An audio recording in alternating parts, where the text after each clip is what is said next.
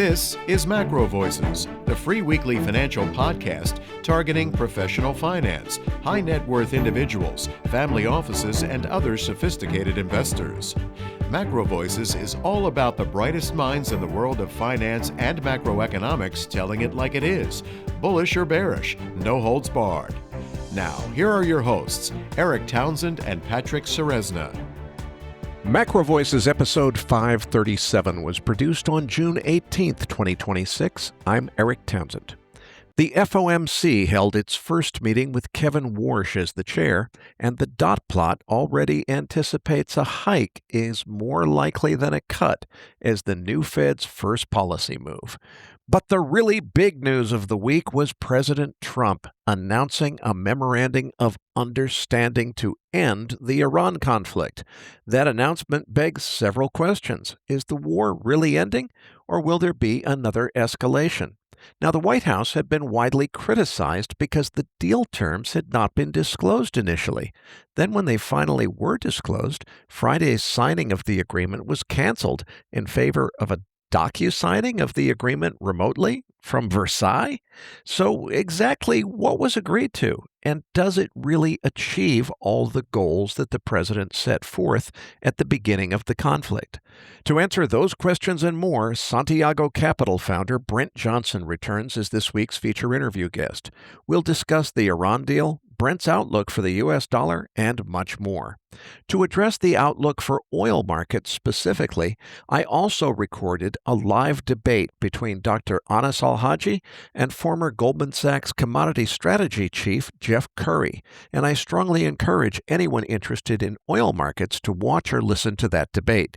You'll find the link in your Research Roundup email or at zerohedge.com. Then be sure to stay tuned for our post-game segment for Patrick's Trade of the Week and our usual coverage of all the markets. And I'm Patrick Ceresna. We saw some dramatic repricing week over week with the Iranian peace deal coming together over the weekend. The most notable moves were in crude oil, where oil collapsed from the $90 level to the $73 handle, a close to 20% decline. This dragged gasoline down to $2.78 a gallon, off more than 10%. The risk-off bid unwound as well as gold pushed higher, up about 4.5% to 43.21, and equities rallied on the de-escalation, with the S&P 500 climbing over 2% to 74.20. So a lot of ground covered in a single week. We will take a closer look at that chart and the key technical levels to watch in the post-game segment. Now, this week's feature interview guest is Santiago Capital founder Brent Johnson.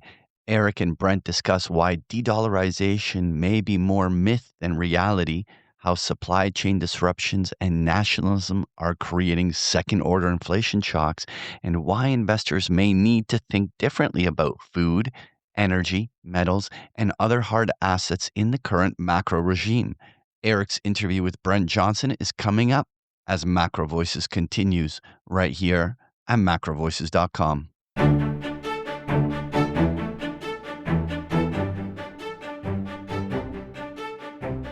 And now, with this week's special guest, here's your host, Eric Townsend.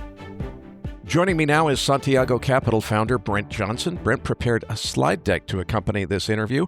I encourage everyone to download it. You'll find the download link in your Research Roundup email. If you don't have a Research Roundup email, just go to our homepage, macrovoices.com. Click the red button above Brent's picture that says looking for the downloads. Brent, I want to start with three really important questions because I think there's so much confusion in the system and news flow right now. Number one, is the kinetic war with Iran, the bombs dropping and so forth, either ending or winding down or coming to some kind of closure, yes or no? Number two, okay, what deal actually has been reached between the U.S. and Iran? Where does it stand? If it's already been signed, why does it still have to be signed on Friday? Why is President Trump saying, I think in a direct quote was, oh, well, you never know with deals. We might have to go back to bombing them if they don't sign. So it sounds like it's not completely done yet, but the question is, where is it? And then, of course, the third question is, okay, what does it really mean for the outlook to return of full flow through the Strait of Hormuz? So let's take those in order, starting with Is the kinetic war finally ending, winding down? Has President Trump decided to end this thing? First of all, thanks for having me back. This is going to be fun, and I'm not sure if we're going to be able to cover everything. I think it would probably take 5 hours for us to do that. But long story short, I think the kinetic conflict is over for now, and we're winding down for now, but I do not expect it to last. Maybe it will last for a couple weeks or a couple months. I do not think it is over. I'm more than happy to be proven wrong on that, but that's just my current take. And part of the reason is I don't believe either side. I don't believe what either side says. I think a lot of people are very quick to believe everything Trump says.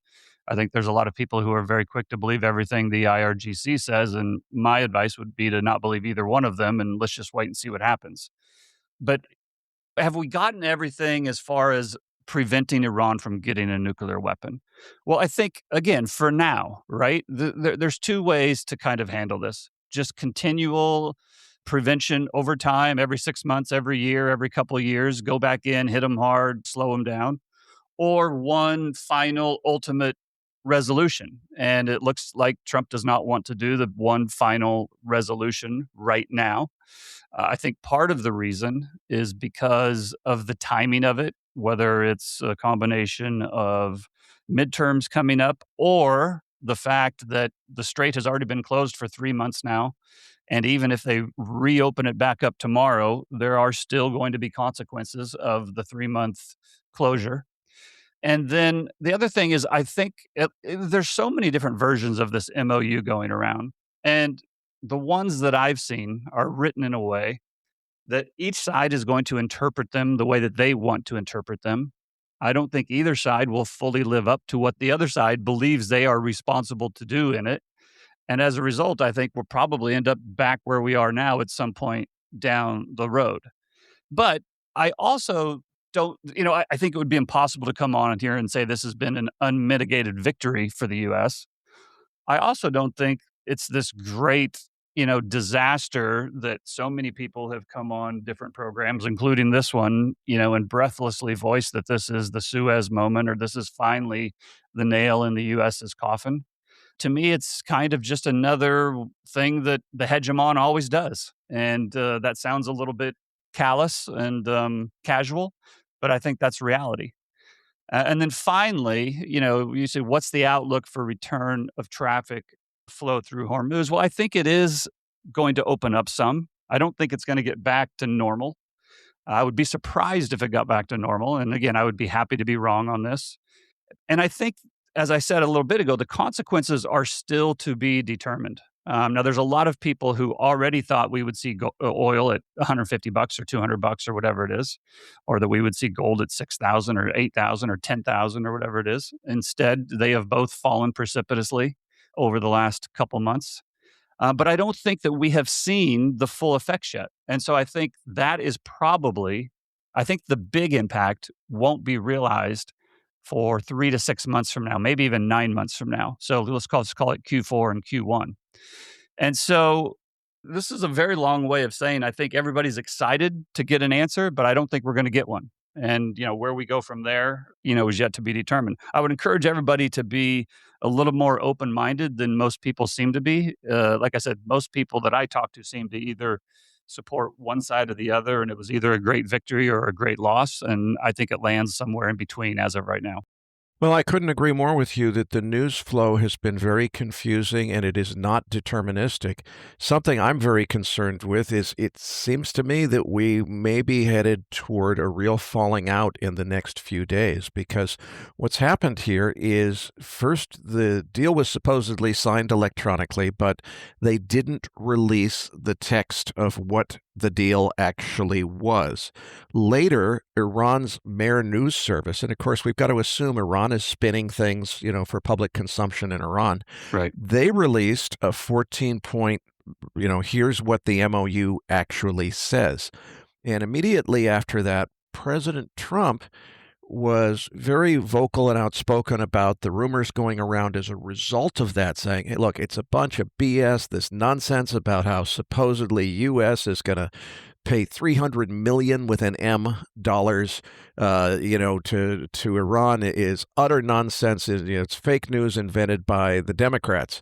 When the U.S. version of the MOU was actually read, and it's not $300 million, it's $300 billion with a B, and the U.S. version does acknowledge that's part of it. They're saying that the U.S. wouldn't be the one to pay it, that it would be some kind of deal that's structured. Okay, wait a minute. So now parties that are not party to the agreement are going to come up with $300 billion, and that is part of the agreement, but the U.S. isn't going to fund it. How does that work? And then the whole question of the weapons-grade uranium, Israel has said very adamantly the war's not over until it's physically removed from Iran. Both the Iranian side and the U.S. side of the MOU that's now been read out publicly say downblending on site, which Israel has, and it also says that they've got to have a complete ceasefire, including Lebanon, including Israel standing down from attacks on Lebanon. And Israel has said very clearly, we don't agree to that. No way. That's not binding on us. And as far as we're concerned, this isn't over if the material doesn't get removed. And the material being removed is now apparently off the table, not just on the Iranian side, but on the U.S. reading of the MOU as well. And then on Wednesday, when asked about this, whether the signing was going to happen on Friday, which everybody thought was a fait accompli, President Trump said, well, you never know with deals, and we might have to go back to bombing them if they don't sign it. Doesn't sound like this is a done deal to me. What do you think? Well, no. So I totally agree with you. And this is part of the reason why I think it's done for now, but it's not done, right? And I think there's a couple reasons why it's perhaps done for now.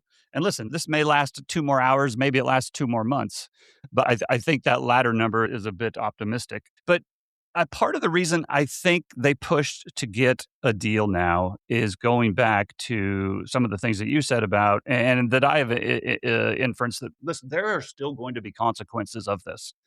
And we're getting close to a point where, reserves around the world are being drawn down.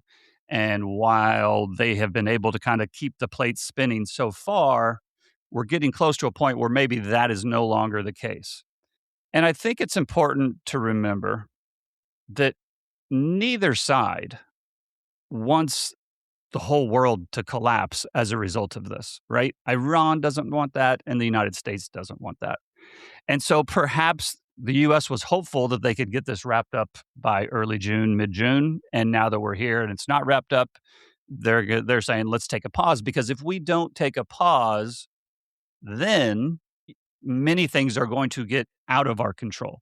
And I will say this, for all of the criticism that the U.S. has received in this ordeal, and listen, rightfully so, I'm not saying they don't deserve criticism, but they have kept the plate spinning. And it kind of goes, we've talked about this many times with central bankers. You can hate them all they want, and you can say they're misguided, but listen, they have kept everything afloat. And part of I think the process of keeping things afloat is they let things get to the edge and then they pull it back, right? And I think we were probably pretty close to the edge here, and now they're pulling it back. So I think there is some massaging or managing going on. Now, the other thing I want to say before I forget to say this is, for whatever reason that they have decided to pause now, I'm happy that they've decided to pause now. I don't want one of the world's oldest civilizations to be removed from the face of the earth, right? And, there was threats that could happen. I don't want any more people needlessly killed. So regardless of the reason, I'm kind of glad that this has happened, and I'm hopeful that the strait will open back up. Now, having said that, that is not my expectation. I do not think this is over. I think it is very unlikely that either the United States, Iran, or Israel lives up to their side of it. And whenever it kicks off again, each side will blame the other side. This is just reality. This is what all three sides have to do. They can't say, yes, we broke it and it's our fault. But so they will obviously blame the other side. The question that I'm dealing with now internally is, how long will this truce, so to speak, last? And what are the effects, even if it lasts. Because I think in the best case scenario, it lasts. And even in that best case scenario, I still think that there are some significant challenges coming down the road. And then if we don't get that best case scenarios, then what happens from there? And so, this is where I'm at with it. And going back to the nuclear issue, I think they realized that they weren't going to get to the final answer they wanted right now. And so, as a result of perhaps just agreeing to continue talking for the next 60 days, is a way for them to try to avoid these catastrophic outcomes from the strait remaining closed while also trying to deal with that issue. I will say this. If at the end of all of this, the United States has retreated back to the Western Hemisphere and that all the nuclear material remains within Iran, and Iran is fully in charge of the strait and charging fees to transit, I would be surprised if that happens. And if that happened, I would consider that a huge victory for Iran and a pretty big defeat for the United States. Now, that is not my expectation. I think I do not think it will end like that. But if it does, I'll come back on the show. I'll raise my hand and say I got it wrong. Well, what's striking to me, Brent, is, and it's surprising and frankly very disheartening, but the strait, President Trump said, ships of the world, start your engines, the strait's open starting tomorrow. And actually, that turned out not to be true. The strait is still closed as of today. Both the Iranian and the U.S. version of the MOU say it will be toll-free for 60 days only, and that Iran will maintain control and charge user fees. They're not calling them tolls anymore, but it's the same thing. $1 a barrel, so $2 million per VLCC to go through the strait in a service fee payable to Iran. Both versions of the MOU say that's what it goes back to after 60 days. So it seems to me that both sides are now agreeing that Iran has basically been authorized to construct a permanent lifetime toll booth over the Strait of Hormuz and collect $1 a barrel for every barrel that passes through it. And both sides say that in their MOUs. I never thought that I would see that. Well, so I don't read it exactly that way. Perhaps you've read a different version than I have read. And listen, I'm not saying you're wrong. I'm just saying that I have not read it that same way. And if that is ultimately what happens, I will be surprised and I will admit that I was wrong on that. And so I do not expect that. But I think there's another part of this that we haven't really touched on yet, because what we've focused on so far is the United States and Iran, or this power competition between the United States and Iran. And it's actually, in my opinion, part of a much bigger plan or a much bigger story. And I know many people are laughing right now saying there is no plan. There is no 3D chess. This was a foolish errand that has ended badly, and you have no idea what you're talking about. And listen, if those people want to believe that, they are welcome to believe that. That is not my belief, and my belief is based on some extremely good sources that tell me otherwise. And I think there have been some things that have been accomplished that are not even talked about. And what I mean by that is we have found out a lot of things over the last 3 or 4 months as a result of this. One thing we found out is that Iran has capabilities that perhaps we weren't sure that they had, but now we are sure they have them. There is value in knowing that. We also found out that they have a missile that can reach Europe. That was suspected. Wasn't sure. Now we know for sure that they do. There's value in knowing that. We also found out that Russia and China will not come into the rescue of one of their biggest allies, despite the fact that they need Iran. And so there's great value in knowing that. We also know that the rest of the Gulf countries did not take out their frustrations on the United States and have, in fact, grown closer to the United States as a result of this adventure or whatever you want to call it. There's value in knowing that. OPEC, in many ways, is on its way out. There is value in that. And the other thing that has not been discussed at all, but I think is important to understand, is that the pressure that has been exerted on Iran by, for all the saying that it was a brilliant move for Iran to close the strait. Well, the U.S. closed the strait too. And the point is that if the U.S. doesn't want oil to go through that strait, it's not going through that strait, right? Now, does Iran have that capability? Yeah, they have that capability. But it can't be a great move for Iran. And then when the U.S. does it, it's a horrible move. Like, it's either a good move or it's a bad move. But both of them have shown that they can do it. The other thing is, as a result of doing that, it has put the rest of the world under extreme pressure. The reason that's important is the U.S. is not only negotiating with Iran, they are negotiating with the rest of the world. And when the rest of the world is under pressure, the U.S. can exact better terms on whatever deals that they're negotiating. There have been a number of extremely large long-term energy contracts that have been signed over the last 4 months, since February 26th, I think, was the first one. And there was another one with Japan just signed, I think, 4 or 5 days ago. There's many other things like that. And again, while not everybody has come rushing to aid the United States in this effort, nobody has run and sided with China and Russia as a result of this. There is value in that. And so I think it's important to keep the big picture in mind as we're looking at as we're focusing on, the Iran and the United States conflict.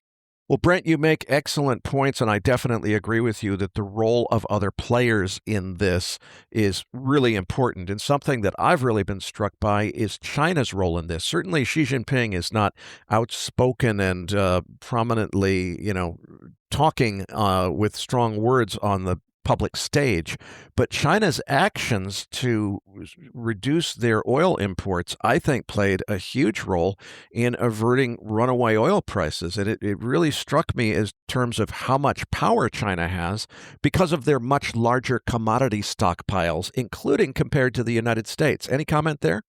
Yeah, so there's a couple comments. And the first thing I want to say right off the bat regarding China is I think many times my opinion of China has been misinterpreted. And that I think there's some people that believe that I think China is a paper tiger and cannot stand up to the United States and is not a big player in this. And that is not the case at all. I think China is a very formidable adversary. I think China versus the United States is largely what this is about.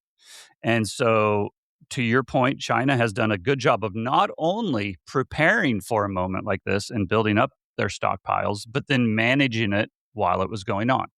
Now, having said that, I don't fully believe their numbers. I think it's very healthy to be skeptical of all government numbers, whether they are published by the United States or China or Iran or Russia or whoever it is. So I'm not fully believing the numbers coming out of China, but I do agree that they have helped in managing this long process. Now, interestingly, I don't know if people have thought about this. Perhaps they have. And perhaps this isn't as big a deal as I think it might be, but it is something to consider. Now, why would the United States want the strait to be back open? And if some of these things that are written in the agreement turn out to be true, why would the United States want Iran to be able to export oil back through the Suez Canal and have waivers given by the Treasury Department in order to sell the oil and use the SWIFT system and the banking license, or the to have the removals that the Treasury put on so that they can facilitate these transactions? Why would the United States want that to happen? Well, part of the reason is it opens up energy back to the United States. After putting pressure on the rest of the world, now it's going to give a little breathing room. But further than that, Iran is now going to be able to sell that oil, at least for the time being, for full price and in dollars. Now, why is that important? Because for a long time, a lot of their export was going on the black market to China. China was paying anywhere from a 20 to 30% discount and using, guess what? Not dollars, but yuan. So if you don't want China to be able to continue importing oil in large quantities at a large discount in their own currency, but instead have to compete to buy it on the open market, this would be one way that you would accomplish that. So again, I don't know exactly how this is all going to end out, but I think there's a lot more to this than what is initially read into these, the MOU bullet points. And I think it's way too early to say who has gotten the better end of the stick here. It's a very fluid situation. I don't think it's over, but these are the types of things I'm thinking about as I'm looking at this type of stuff. Let's dive into your slide deck, page 3. You've got conviction versus confliction. What's the story? This is something I talk about quite a bit. And this is I think it's something that a lot of people struggle with. I certainly struggle with it. And it's essentially talking about we all have a way that we want the world to be and that we wish things were and that we would perhaps even work towards having. But then there's the way that the world actually is. And when I am allocating capital for not only myself, but for clients for whom I have a fiduciary duty and who didn't hire me to be a social justice warrior or a political commentator, but instead hired me to be an analyst of what's actually going on in the world and place capital, I have to consider the way the world actually is. And that can be difficult at times. And I think, one of the hardest things you have to understand is that trying to change the world for the better and growing your portfolio might not be the exact same thing. They might be, but they might not be. And in fact, sometimes they may be the exact opposite of each other. And so I have a pretty high conviction of how I think things are going to go in the future. Now, I don't have certainty. There's a lot of people that have certainty. I don't have certainty, but I do have conviction. But it doesn't mean that I like it. And I'm really conflicted by the way I think the world is going to end up versus the way I would like it to be. And so, the first probably 10 or 15 slides of this presentation are really not specific to any one thing other than it's more of a philosophical thing that I think people need to think about. And it's things that I think about when allocating a portfolio. Brent, let's skip ahead to slide 8, which kind of gives a summary of the various dimensions of things that you're talking about. Yeah, well, I think we've talked about this before, and I know you've discussed this with many other guests on your program. I think a lot of us are now familiar with the fourth turning concept, right? And that we have this kind of upheaval. We're going through these big changes. And, I see this in so many different things, whether it's political, whether it's economic, cultural, geopolitical, and even within the markets, we're seeing dramatic changes. One of the points that I have made with the commodity markets is that they themselves have changed a lot since I first started in this business 26 years ago now, 27 years ago. The law of one price kind of ruled most of my career. And what the law of one price basically said is a commodity traded in the world, regardless of whether it's traded in the United States, South America, or Europe, for the most part, trades at the same price. Now, there might be some small changes, due to taxes or import costs or whatever, but for the most part, they traded at the same price. And as a result, people like me, our job was basically just to find who can supply the widget at the cheapest price in the most efficiently and in the shortest amount of time. But now that's no longer the case. Commodity prices over the last year have started to diverge based on where they're traded or where they're used. You can now have a different price for a commodity in the United States than you do in China, than you do in Africa. And I think that's a huge change because you can no longer just go with the lowest cost.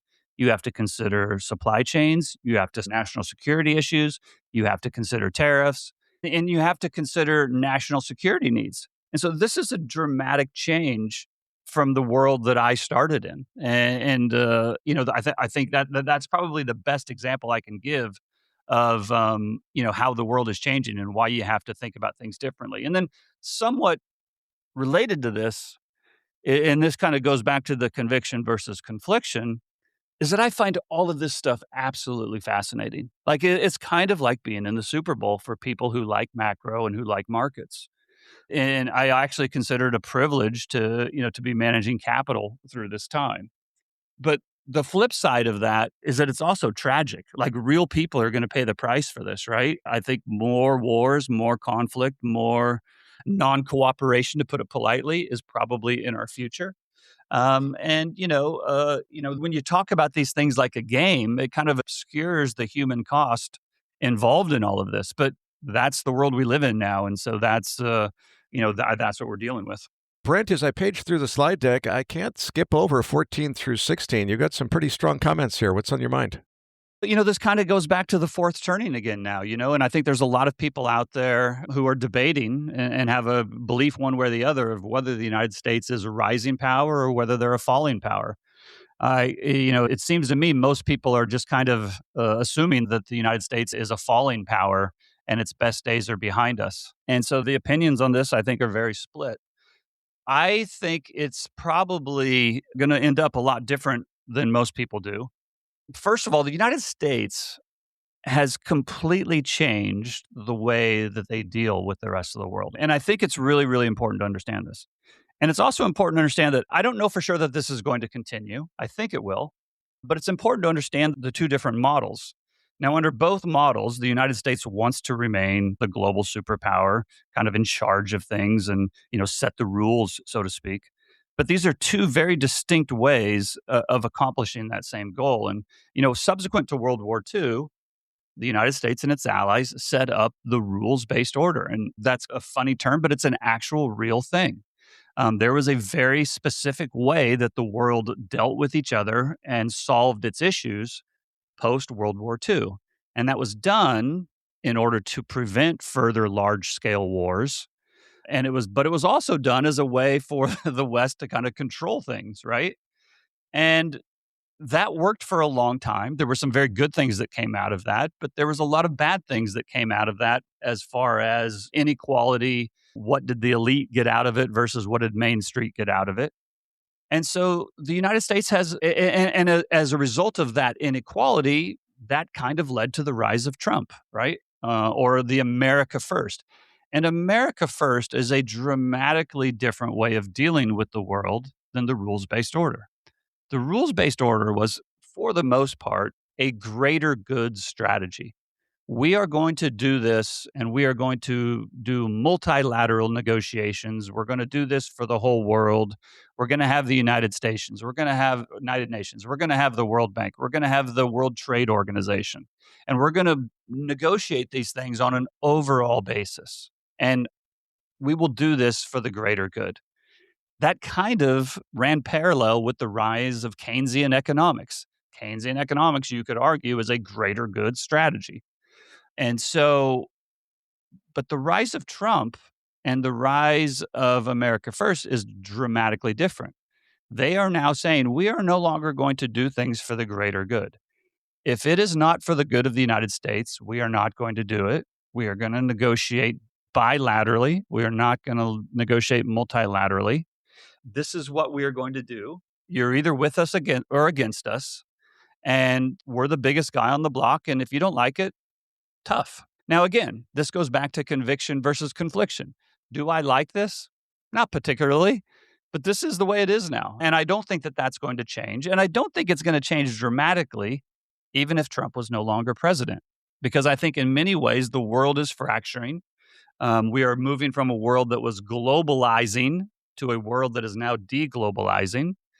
And I think as that happens, despite the numerous problems that the United States has, and I could spend hours and hours going over all the problems the United States has and the mistakes the United States has made, despite all of that, I think the United States is still relatively in better position than virtually anybody else on the globe.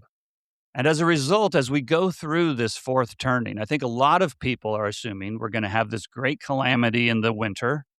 And then when the spring comes around, some new power is going to be in charge. And I think it's possible a new power is going to be in charge, but I don't think it's going to be some other country.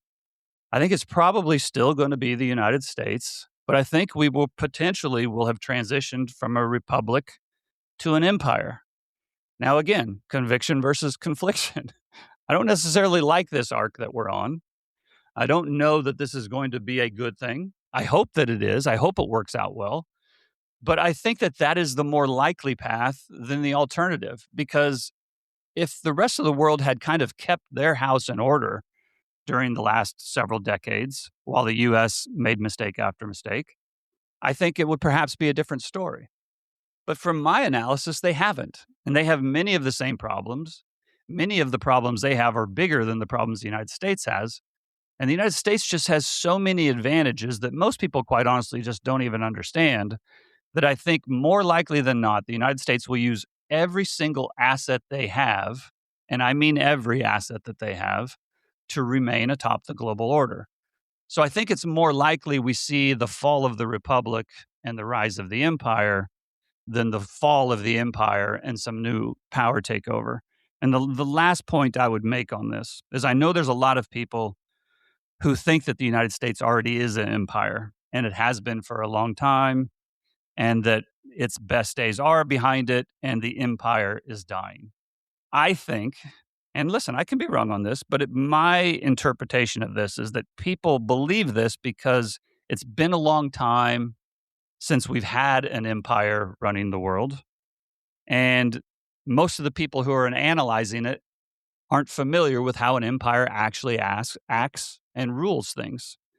And I think that as we move forward in time, we will become reacquainted with how that happens. And this gets back to the, real world versus the world we would like. For most of history, there were dictatorships, there were monarchies, there were empires. The last 100 years, in my opinion, is the exception to the rule, not the norm. And as we move from globalization to deglobalization, I think we probably start to move back towards the norm rather than staying in the exception. As we think about how all of this is going to affect markets and the economy, it seems to me one of the primary core assertions of The Fourth Turning, the book that you referenced, written in 1998, was that toward the end of A Fourth Turning, people lose faith in institutions. It results in them electing extreme leaders and often going back and forth from one extreme to the other, because what's really the underlying force behind it is people get so fed up that they just want to vote for the opposite of whatever we've got now. I want to see it change to the opposite of what we have because I'm so fed up with what we have. And that's what leads to something like Obama, Trump, Biden, back to Trump. It just swings one direction or the other. It seems to me, Brent, that obviously this Iran conflict could go either direction. It could turn into some grand success, but if it blows up in President Trump's face, it seems to me that probably Gavin Newsom would be the heir apparent if we were to swing the opposite direction in terms of the electorate wanting the opposite of Trump. What would that mean to your analysis in terms of what's coming if we were to see the next president have a completely opposite political leaning than President Trump has? So I think what it would mean is that there's a short-term swing back in the opposite direction, as you say. And first of all, I totally agree with you. I think it's very possible we get into these things where things are swinging back and forth because people just want the alternative. But I think by and large, the arc of history is now moving towards a deglobalized world. And I have a hard time seeing, even if the Democrats come back to power, I have a hard time seeing us going back to the rules-based order. And I have a hard time seeing going back to a system of globalization rather than deglobalization. And so, we may have talked about this in previous times, Eric. So I apologize if I'm repeating myself because I've talked about this many times. But there's a great book called The Storm Before the Storm. And it takes place from like 130 to 60 BC. So it's like a 60, 70, 80-year period of time in Rome. And it basically documents the fall of the Roman Republic. And during that, there was many of these exact things that you're talking about, political factions that swang back and forth from one political party to the other. A lot of the same things that we are experiencing now, they experienced over the 70 to 80-year period. But what ultimately came out of it was not the failure of Rome as a power, it was the failure of the Republic. But what came after the failure of the Republic was the rise of the empire. And that is when things had gotten so bad and they have swung so many times back and forth that a strong man eventually showed up and enforced his will on everybody else and said, we're not going to do this anymore, and this is the way it is. Now, I don't know that it's going to happen exactly like that in the United States, and I certainly hope that we don't go into this an evil empire stage. I don't think we get back to that conviction versus confliction. But I have a hard time seeing the United States surrendering hegemony to some other power, regardless of whether Gavin Newsom's in the White House or Donald Trump Jr.'s in the White House. And I think the problems in the world are going to necessitate more nationalism as opposed to less nationalism. And that typically, once that process starts, it typically lasts a long time. And it could swing back and forth for a couple years this way or that way. But on the overarching pendulum swing, I think that has many years to go. Let's jump ahead to page 21 in the slide deck and talk about some of the market opportunities that you see opening up as a result of all these things that are going on. Yeah. So, as I mentioned when we were talking about Iran specifically, I think a lot of these things are going to play out regardless of whether the strait fully opens tomorrow or not. They might not play out for another 6 months. I think largely this is a Q4 and a Q1 story. But the four kind of different opportunities that I see are in the food space, based on the fact that many ships did not get out during the planting season. That wasn't just a factor for energy, although that contributed to it, but also fertilizers, chemicals, other additives that would typically help a planting season yield a higher crop. I think the fact that didn't happen to the same extent that it typically does sets us up for a potential food cascade later this year or next year. Now, again, these are not certainties, but I think there's a higher probability than there would have been otherwise. And I think there's a number of other factors that contribute this. So I see opportunities in the food industry. The other one that I think that I haven't heard anybody else talk about is the MRO market, which basically stands for maintenance, repair, and overhaul. And this impacts the aviation industry. And the fact is that the Gulf region has become a very important part of this MRO global, industry. And the problem here is that if you end up getting a problem in that industry, it ends up potentially impacting all these other industries because it is another supply chain disruption. So in other words, one supply chain disruption ends up impacting another supply chain and creating another supply chain disruption.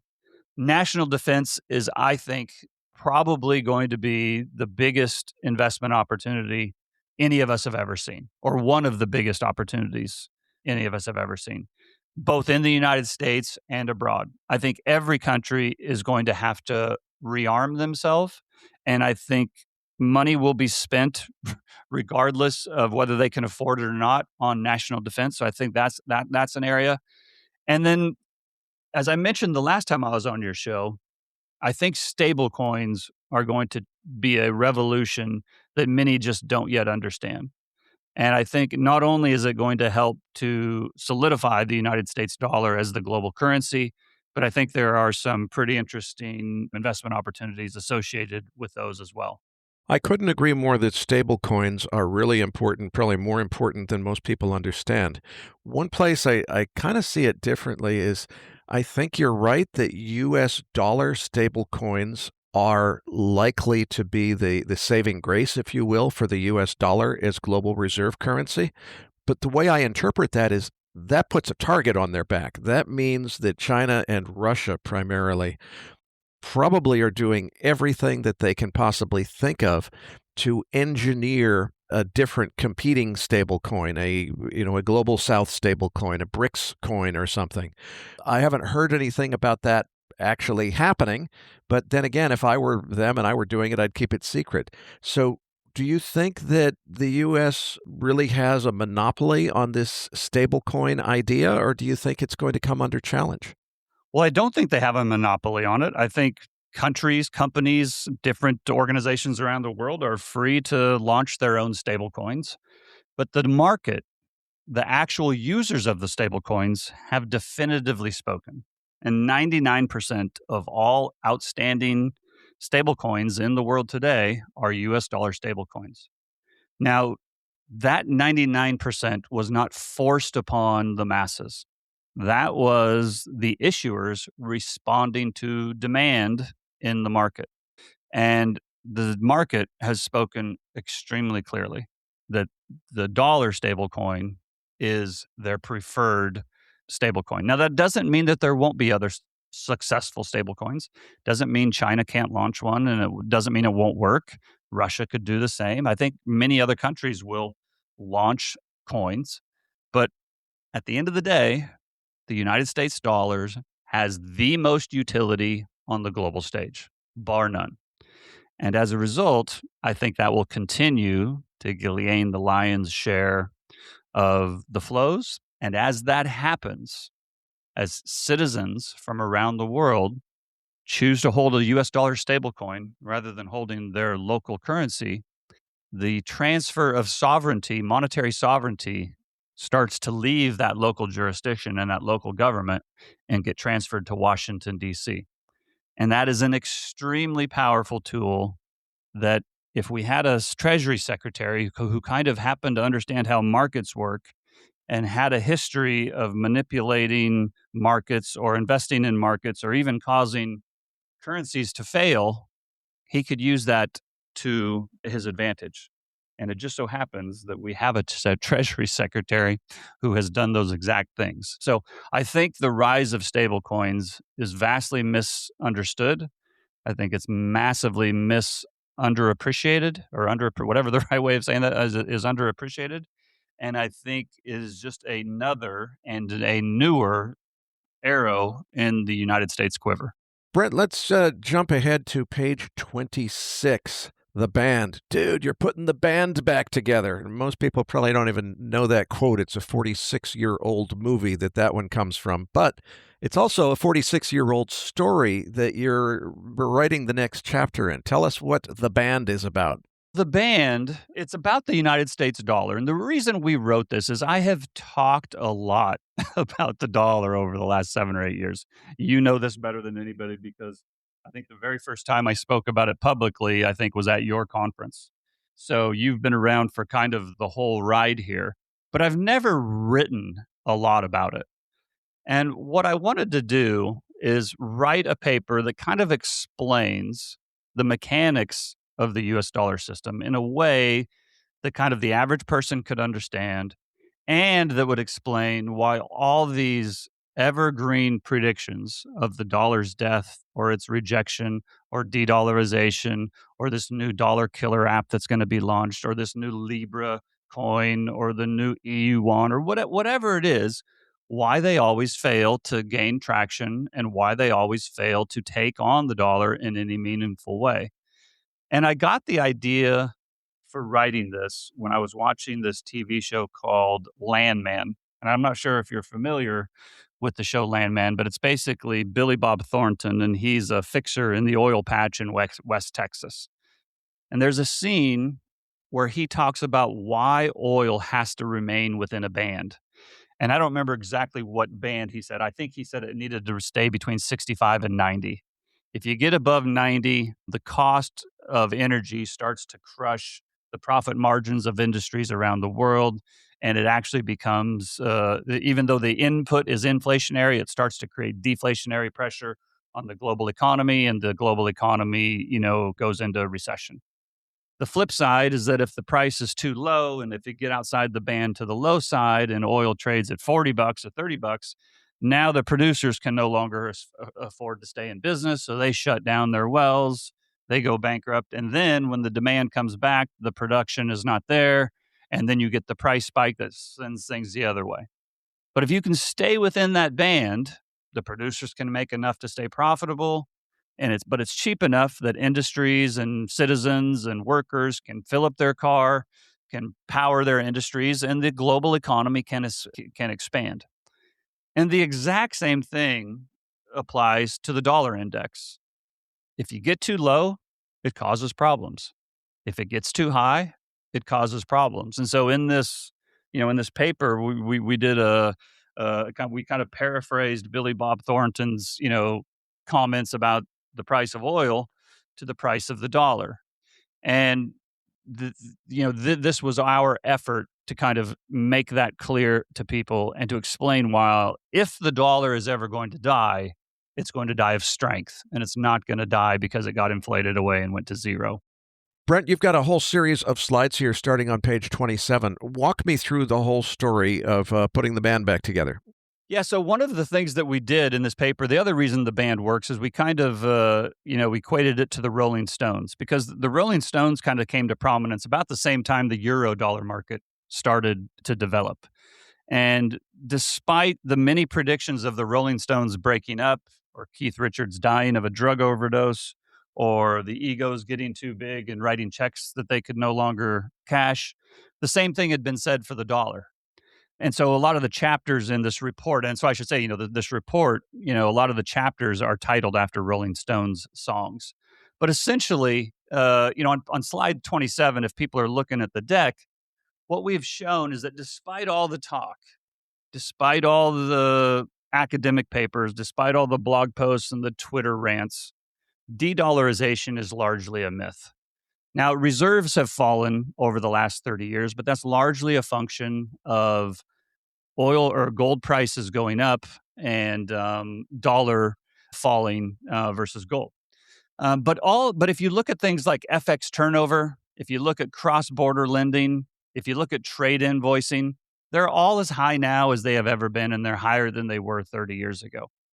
And the fact is while the dollar as a reserve has fallen, it hasn't fallen versus other foreign or other fiat currencies. It's fallen mainly versus gold, which is not a big surprise to us. But, over probably since I first started talking about this in 2018, many people said that the era of the milkshake was over, that it had already happened. And my point was that the dollar was not going anywhere. It was going to remain strong versus foreign currencies, and that capital would get sucked up into the United States. And if you look at the financial assets that foreigners hold of the United States assets, it's almost doubled in the 8 years since people told me that it would no longer happen. And it continues to go higher. Now, will that ever change someday? It probably will at some point, but it hasn't yet. And part of the reason is what we try to explain in this paper. The other point that we would make is when we refer to the band, and I said you get problems if you go outside of that band, either to the upside or the downside. This is not just theoretical. We went back and looked over 40 years at 16 different emerging markets.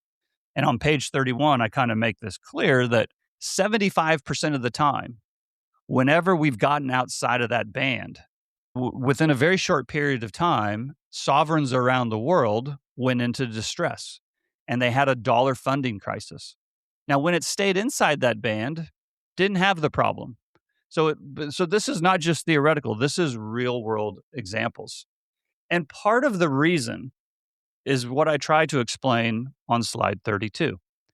There is a dual carry trade that the rest of the world has to deal with. And what I mean by that is a carry trade is when you borrow money in one currency and then you go try to place it in another currency and invest in some project in a higher yielding currency, and you make the spread. And that works as long as the one currency is cheap and the other currency is higher yielding. The problem is that the rest of the world, because they have both a local carry trade in their local currency and they have a global carry trade in the dollar, they always have one of these carry trades is going against them. It never goes their way on both of them. And the reason it never goes their way on both of them is because currencies trade relative to each other. Now, as long as we stay inside the band, even if one of those carry trades is going against the other one, it's manageable. But if you get outside that band, one of those carry trades really starts to bite. And that is something that the United States doesn't have to deal with because they only have to deal with the carry trade in the US dollar. And that is a structural difference that the US has that the rest of the world has been trying to overcome for 50 or 60 years. But it is also why, for 50 or 60 years, despite all the predictions, the dollar hasn't disappeared. The other part of the reason the dollar hasn't disappeared is that the United States knows that this dual carry trade exists. And as such, they know they can use this dual carry trade to put pressure on the rest of the world.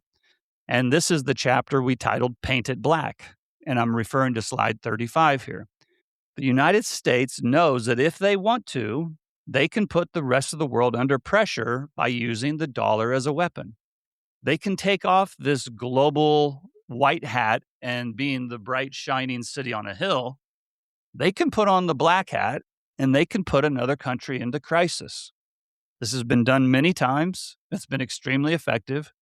The most recent example, Secretary Bessent just talked about this a few months ago, where he said very specifically they used their tools to create a dollar shortage in Iran, which caused their currency to fall very dramatically, which caused inflation to pick up dramatically, and caused their local citizens to go out in the streets and protest. And it put the Iranian regime's revenue under extreme pressure. So this is just one example that if they choose to do it, the United States can weaponize the dollar. Now, the other point I've made is when you paint it black and you put on the black hat and now you're the bad guy, the rest of the world doesn't like it. So of course they're going to try to get out from underneath it. And that's a big reason why central bank gold purchases have gone up dramatically. On slide 37, we show, kind of the net buyers era and then how it jumped dramatically after Russian reserves were immobilized in 2022.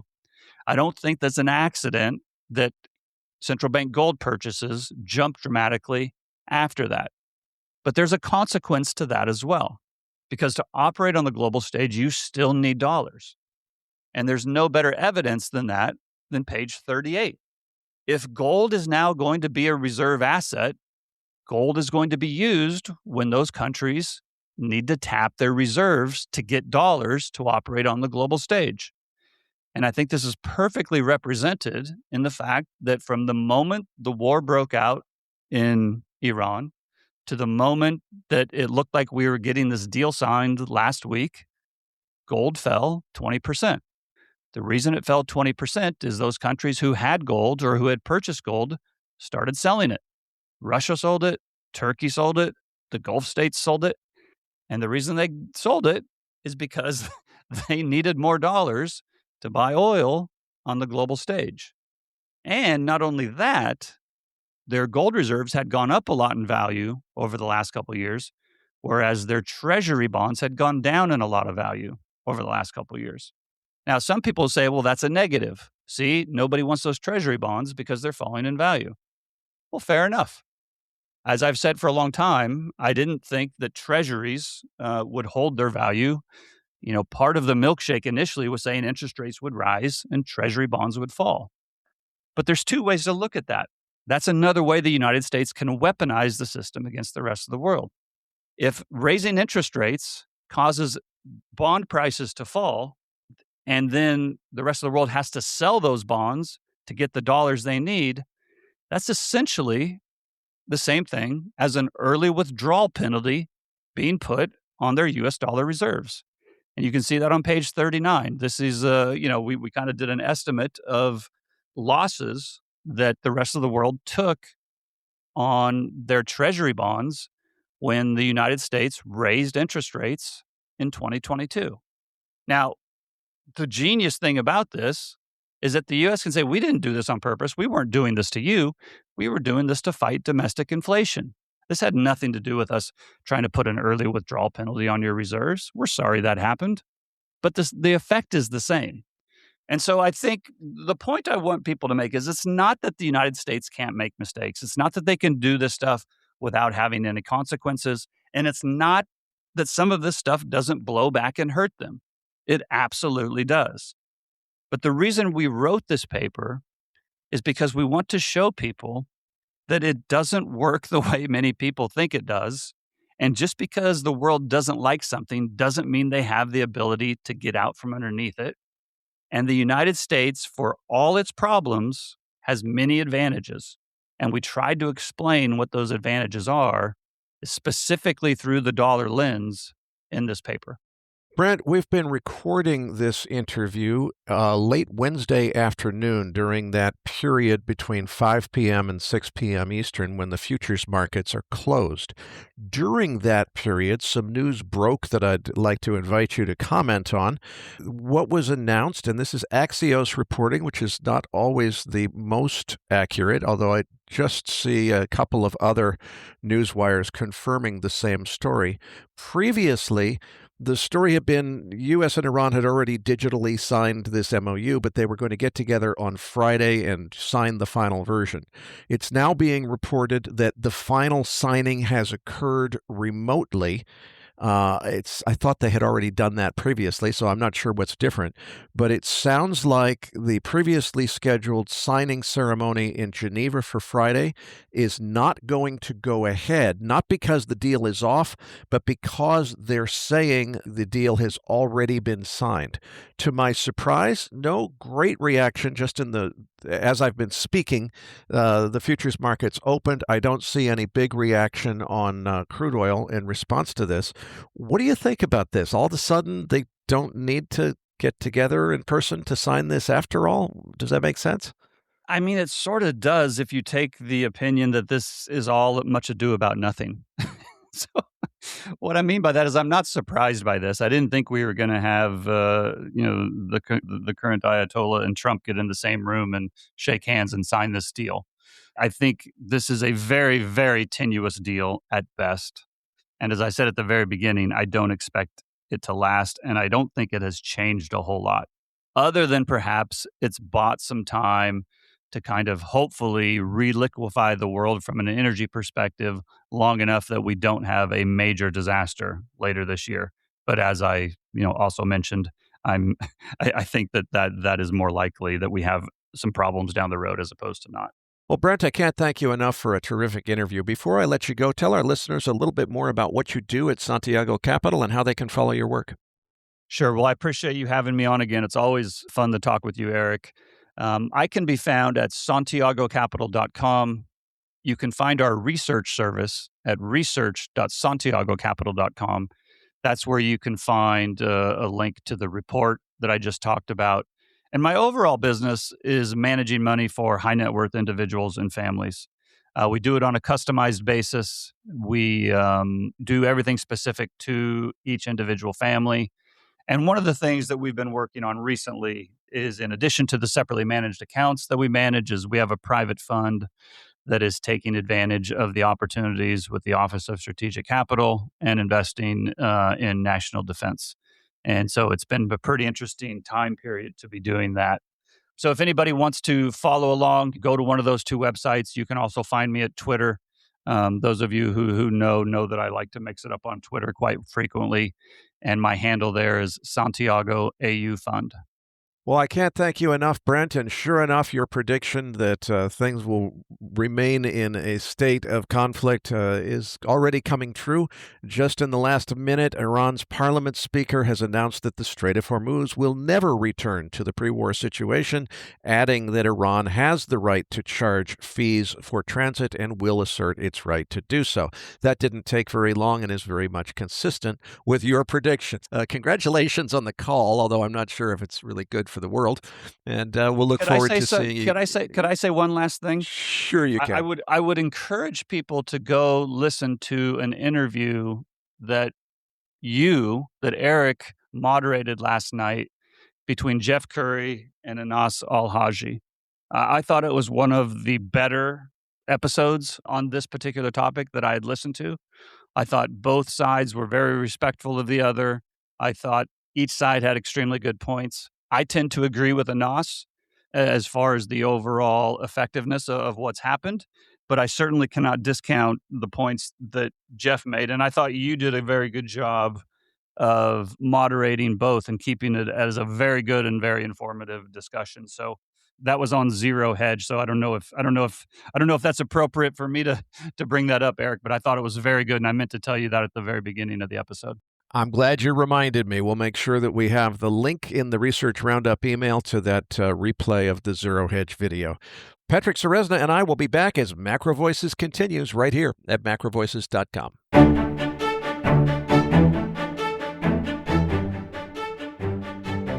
Now, back to your hosts, Eric Townsend and Patrick Ceresna.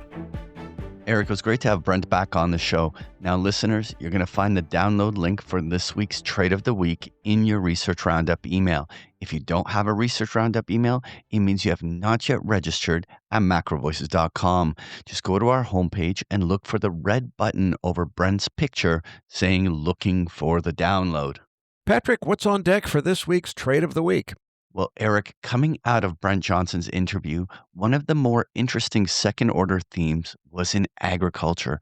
Brent's point was that the market focused on the immediate energy and shipping disruption, but the bigger opportunity may come later through the knock-on effects on fertilizers, chemicals, and other crop support inputs that were disrupted during the planting season.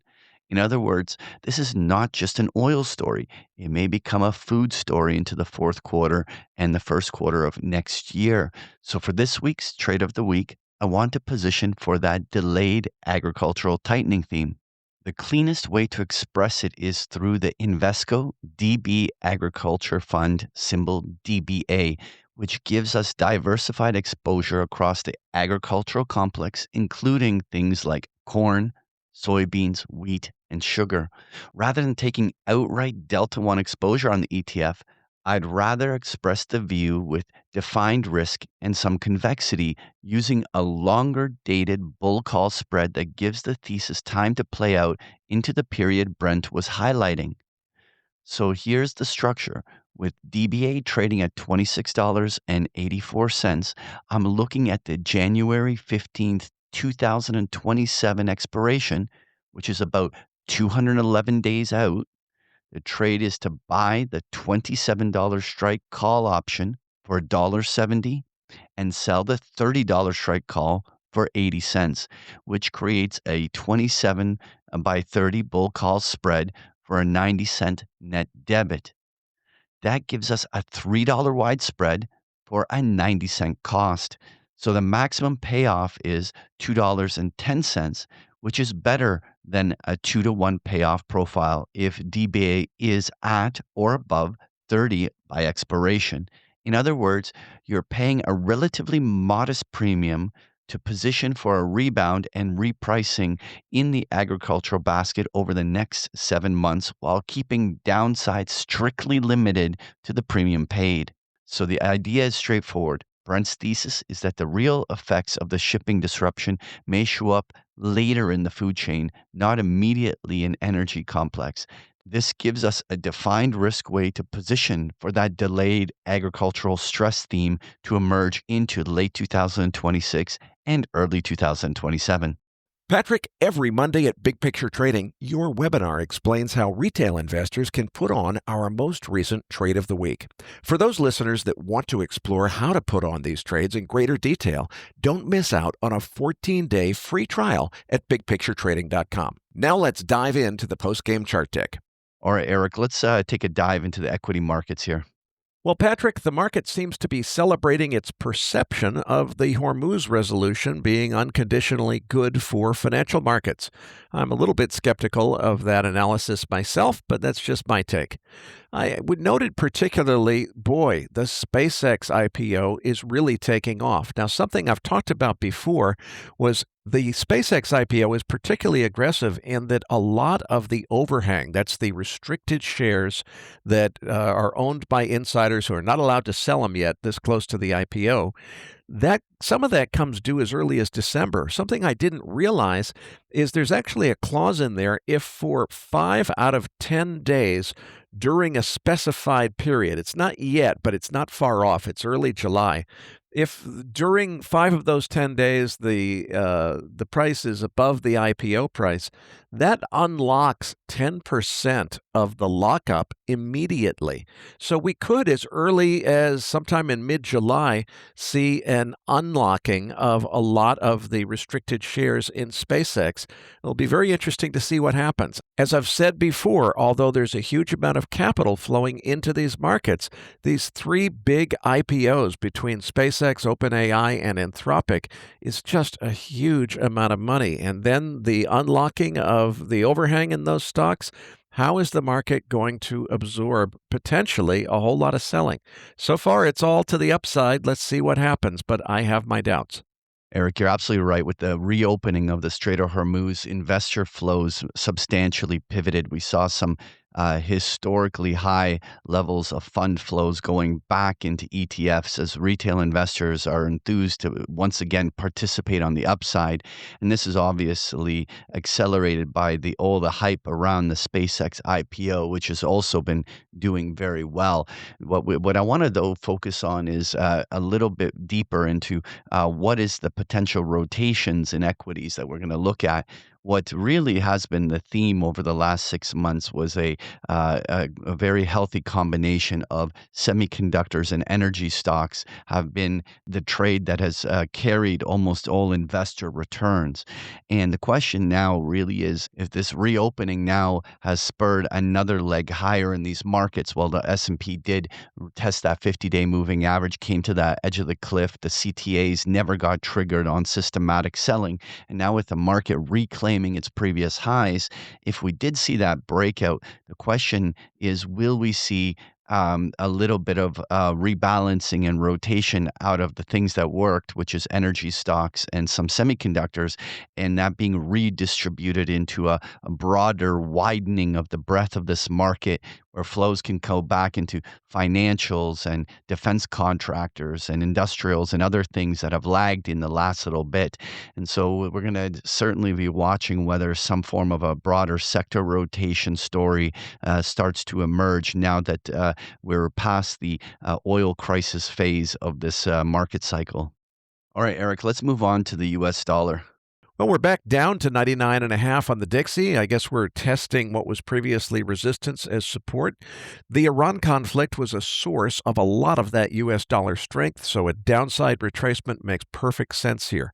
And there's plenty of room to say that if the Iran deal really is as strong as the president hopes it is, that maybe there's a lot more downside as we retrace a lot of the war premium out of the dollar. I don't rule out a re-escalation. As of recording time, everybody is celebrating like it's 1999 because, oh boy, it's over and we got a completely done deal. Look, the deal is contingent on a complete stand down of aggression against Lebanon as well as Iran, and that includes Israel. And Israel's already said they don't agree to that. So we don't really have a deal here, but we do have the celebration of a certain deal. I again remain skeptical as to what could happen next. Interesting timing that we have Brent come on the show discussing why de-dollarization may be a myth, where the U.S. dollar is trying to break out above the 100 level, which has been where almost all the overhead resistance is formed over the last year. And the big question here is the dollar about to bull break out above that level. I think one of the key things to watch is that U.S. dollar yen. We had the Bank of Japan raise interest rates, and yet almost no reaction on that market. The 160 level on the US yen has been a rock solid overhead resistance where we have seen numerous interventions happen in the past. And yet here we are quietly crawling above that level. Looking like the yen may have a whole new leg down. More importantly, the euro remains below the 50-day moving average, breaking to lower lows. There is clear U.S. dollar strength here, and flows coming into the U.S., maybe chasing some of these equity returns that are coming in the U.S. markets. But certainly the U.S. dollar remains very well bid at this moment. All right, Eric, let's talk about the carnage in the oil market. So what's your take on all of this? Patrick, I want to go back to my prediction from must be at least a month, maybe 2 months ago, when we first started seeing these fake peace deals coming out. And I said, look, someday we're going to get a real peace deal. And when we do, oil is going to sell off and sell off hard. Well, that's exactly what's happened. We tested the 200-day moving average on the continuation chart at 73.50. That's on the new August contract. July is just expiring. So we're down more than $20 in the last couple of weeks, and there's a great big glaring gap in the chart well above the market going up to looks like 84 and a half or so. So a good solid $10 above the market just to fill that gap. I think it will be filled because my prediction was first it would sell off really hard, but then I said that's going to be potentially the local bottom. Does that mean it's in here at 73.50 just a few minutes before recording time? Probably not. I wouldn't be surprised if we go lower still as the market continues to celebrate what it thinks is a certain and clean resolution to the Iran deal. I think as more people analyze this deal more carefully and really take to heart what this memorandum of understanding actually says, I think that there's plenty of room for a re-escalation here. So, and even if there is no re-escalation, my prediction was the big sell-off would occur as all of the specs dove in and said, it's over, it's time for oil to crash to $50. What they forget is even if the Strait opens tomorrow, and it won't, it's going to take at least 30 days to get the traffic going anywhere close to its original pre-war traffic levels. If it did somehow magically go back to pre-war traffic levels, it would take 6 weeks for the ships that depart the Strait tomorrow to reach their destinations. I don't think many ships will be departing tomorrow. I think it's at least a month out, which means we're now to 10 weeks from now before they meet their destinations. The president already acknowledged that we only had about 4 weeks of stocks left before we hit depletion. Commercial inventories in the United States have already been drawn down to their operational minimums, and the Strategic Petroleum Reserve has now drawn down to its lowest level since 1983. So we are in a very, very tight situation here. The market is acting as though, we had no room to store the oil. The opposite is true, and I think it's very likely that we will see an upside retracement of a lot of this move that's just happened. I am going to change, though, because the facts have changed. My view had been by the end of the year, we're definitely going to $150 to $200 by year end. Something I have realized is China can buffer this crisis if it chooses to by burning into its own Strategic Petroleum Reserve, which is much larger than the U.S. Strategic Petroleum Reserve. China has the ability to reduce its imports, and if it wanted to, it could resume exports of finished products. And China, if it chooses to, could do a lot to avert a major global financial crisis, and China is well incentivized not to allow the global economy to fall into outright depression because that would cripple China's exports. So the doomsday prediction that we have to go to $150 oil, I take it back because the data has changed. But the everything solved, all clear, it's a false perception as far as I'm concerned. And I do expect that physical shortages and the realization that this military conflict might not really be over after all could all lead to higher prices. Even Dr. Anas Al-Haji, who has been one of the most outspoken skeptics of the bullish thesis, said in the debate that we just held with Jeff Curry that he thought oil had already overshot to the downside and would correct higher. Well, when he said that a couple of days ago, oil was $5 higher than it is now. It's already $5 lower than when he said that. So obviously, it could go $5 lower still from here. But at some point, I think we're going to go fill those gaps at least up to 85. I wouldn't be surprised if we're back over 100 before the year is out. I don't think we're headed to 200 anymore, but I think getting back to the 85 to 100 level is quite likely. Well, Eric, I do have to agree with Dr. Anas's view as well. I mean, overall, you can't drain 20% of the world's oil reserves and suddenly think that we're going back down to a sustained under 70 level on oil. There's going to be a structural demand over the many months. And even then, how many months does it take for flows to even be restored, as we may still have inventory depletion problems in the weeks to come?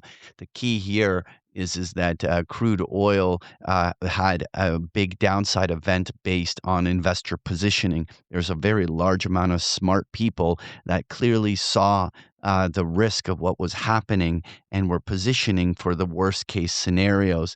And since the peace deal, what we've basically seen is forced flows, whether it's margin calls, stop losses, CTA flips. Bottom line is that there is a huge structural repositioning in oil that has driven these flows to the downside. Obviously, once those forced flows are unwound, there is going to be a reaction higher. The question that is, and the puzzle to solve is, what is the actual fair value of oil in the post-peace deal regime?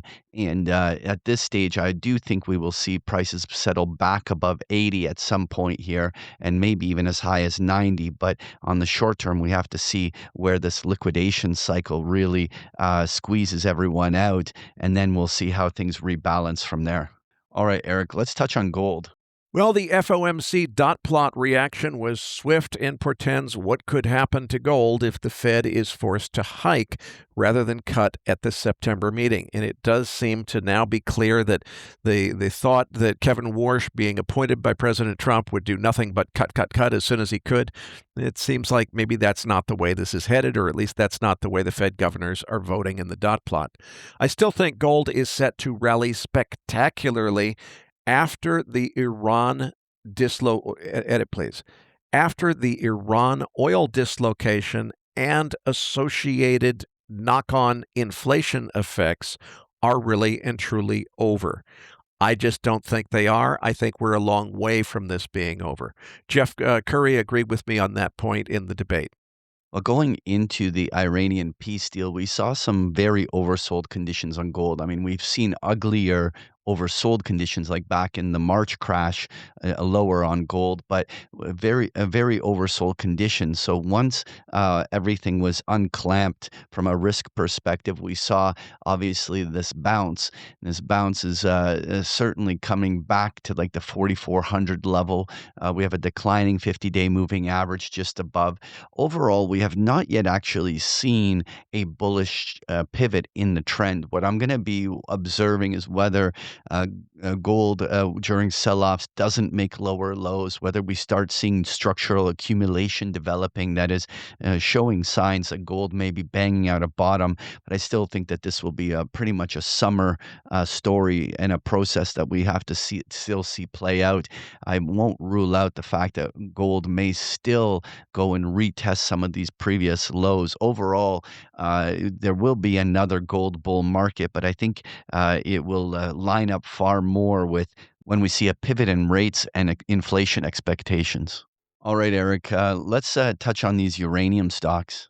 I remain uber-duper bullish long-term on uranium, but boy, there's been some upside retracement in the last few days after quite a bit of weakness before that, but overall still lackluster performance compared to other commodities, compared to the S&P and so forth. It's kind of expected this time of year. Uranium is a seasonal market. The action usually picks up in late August in the lead up to the World Nuclear Association conference in London in early September.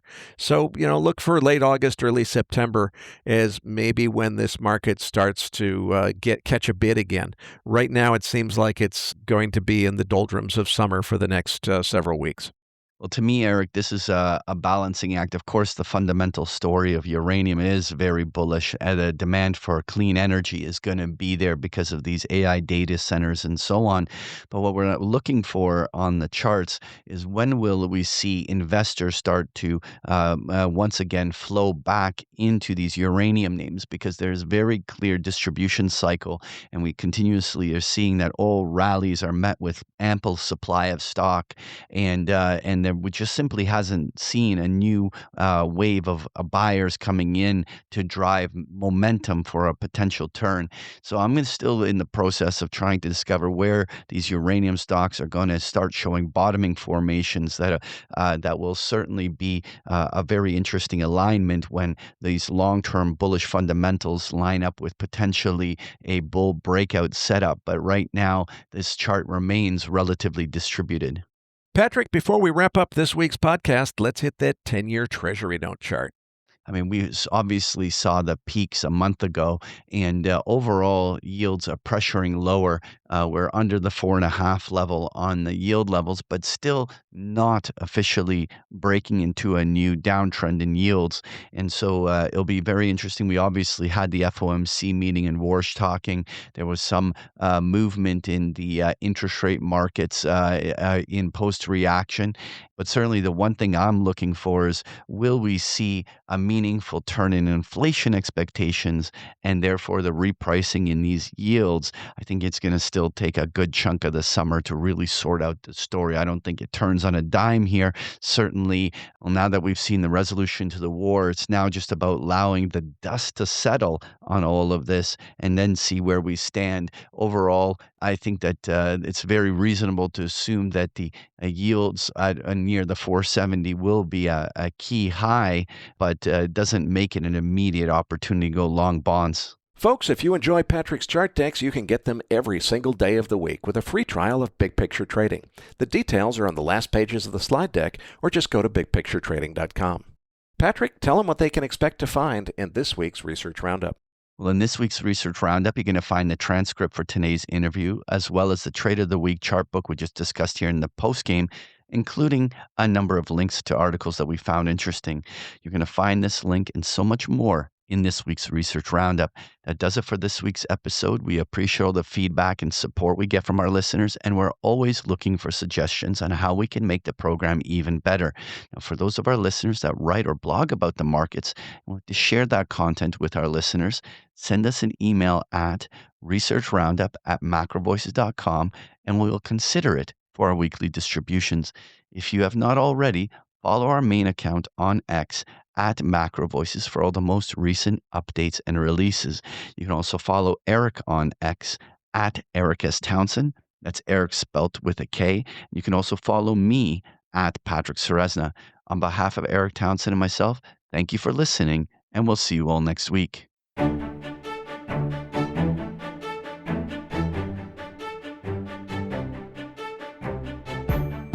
That concludes this edition of MacroVoices. Be sure to tune in each week to hear feature interviews with the brightest minds in finance and macroeconomics. MacroVoices is made possible by sponsorship from BigPictureTrading.com, the Internet's premier source of online education for traders. Please visit BigPictureTrading.com for more information. Please register your free account at MacroVoices.com. Once registered, you'll receive our free weekly Research Roundup email containing links to supporting documents from our featured guests and the very best free financial content our volunteer research team could find on the internet each week. You'll also gain access to our free listener discussion forums and research library.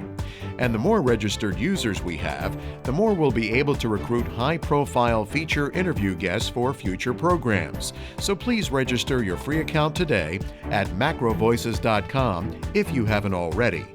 You can subscribe to MacroVoices on iTunes to have MacroVoices automatically delivered to your mobile device each week free of charge. You can email questions for the program to mailbag@macrovoices.com, and we'll answer your questions on the air from time to time in our mailbag segment.